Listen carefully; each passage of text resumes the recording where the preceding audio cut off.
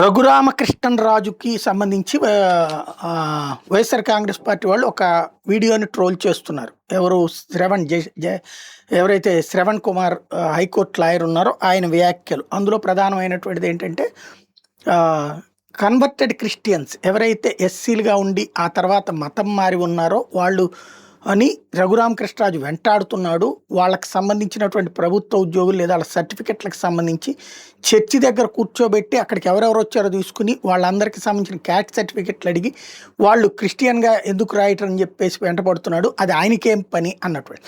నిజంగా ఇది రఘురామకృష్ణరాజుకి శ్రవణ్ ప్రశ్న అనుకుంటున్నారు, శ్రవణ్ దాడి అనుకుంటున్నారు, విమర్శ అనుకుంటున్నారు. కానీ రఘురామకృష్ణరాజుకి హిందుత్వ సంఘాల నుంచి సంపూర్ణ మద్దతు లభిస్తుంది. అది చేసే ఏకైక మగాడు రఘురామకృష్ణరాజు అని ప్రశంసిస్తున్నారు ప్రతి ఒక్కళ్ళు కూడా. ఎందుకయ్యా అంటే నువ్వు ఎస్సీగా ఉంటే రైట్, తప్పే లేదు. హిందూ ఎస్సీ ఓకే, నువ్వు కన్వర్ట్ అయిన తర్వాత నీ కులపు రిజర్వేషన్ ఎట్టా పొందుతావు అన్నది కదా ఇక్కడ.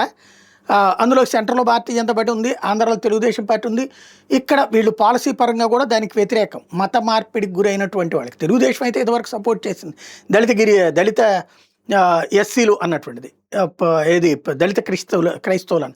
కానీ భారతీయ జనతా పార్టీ ఎప్పుడు ఒప్పుకోదు, జనసేన ఒప్పుకోదు. అట్లాంటి సందర్భంలో రఘురామకృష్ణరాజు చేస్తున్నది రైటే అవుతుంది, తప్పు కాదు అందులో. దాంతో హిందుత్వ సంఘాలు ఆయన ప్రశంసిస్తున్నాయి.